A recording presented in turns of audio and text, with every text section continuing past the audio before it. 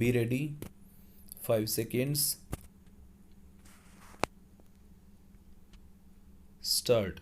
The appellant who purchased property on a power of attorney basis is aggrieved by the impugned order dated 31st October 1990 dismissing the objection filed by the appellant under Order 21 Rule 58 of the Code of Civil Procedure 1908 against the attachment order dated 29 April 1989. Stop.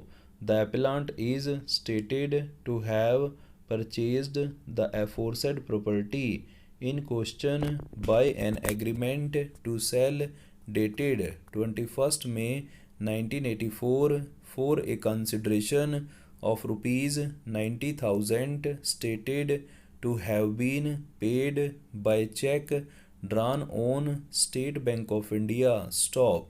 The documents in respect of the property in question apart from the agreement to sell dated 21st May 1984 are receipt dated 22nd May 1984, affidavit dated 22nd May 1984, a registered general power of attorney dated 22nd May 1984, a special power of attorney dated 22nd May 1984, another general power of attorney dated 22nd May 1984, and a registered will dated 21st May 1984. Stop.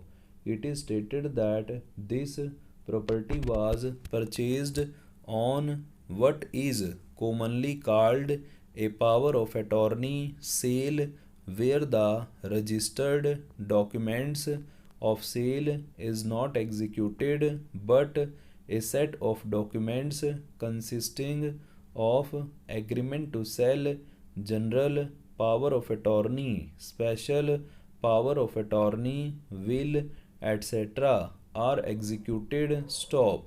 In view of the fact that the property in question was a leasehold property and transfer would not be recognized by the lessor without consent and without payment of unearned increase, only a power of attorney sale took place. Stop. Reliance is also placed on behalf of the appellant on a notice published in the statement of 30 July 1987, bringing to the notice of the public a resolution dated 22nd July 1987 adopted by the Delhi Metropolitan Council for treating sale transactions effected through such power of attorney sale as valid sale, purchase or transfer of interest for all practicable purposes and for necessary amendments to be carried out in law. For the necessary amendments to be carried out in law for the said transactions completed prior to the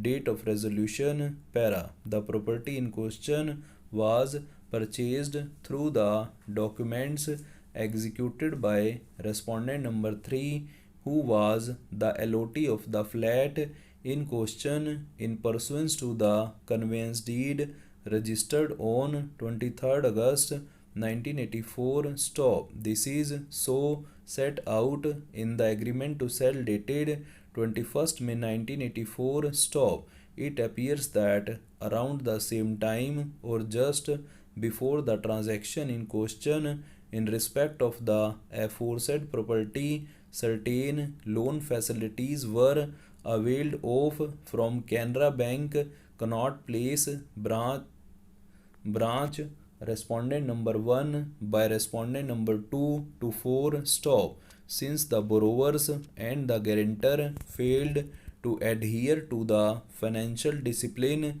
of the bank, a suit bearing number 679 of 1986 was filed and was decreed on 7 November 1986 for a sum of rupees 3,20,000 along with interest. Stop.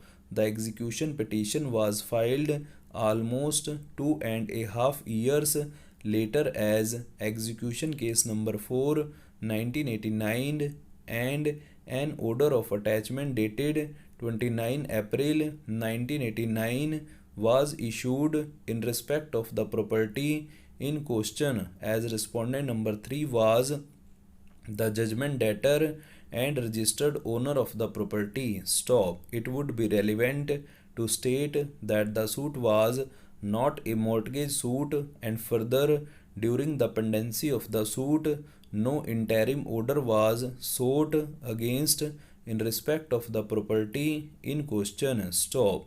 Not only this, no action was taken against the property in question for almost 2.5 years, even after the decree was passed. Stop. Since the attachment order was passed on 29 April 1989, the appellant herein filed objections to the same, being IA number 239 of 1989 under Order 21, Rule 58 of the Code of Civil Procedure 1908. Stop. In terms of the impugned order dated 31st October 1990, the learned single judge dismissed the objection on the ground that an agreement to sell does not create any interest in immovable property in view of the Section 54 of the Transfer of Properties Act 1882. Stop.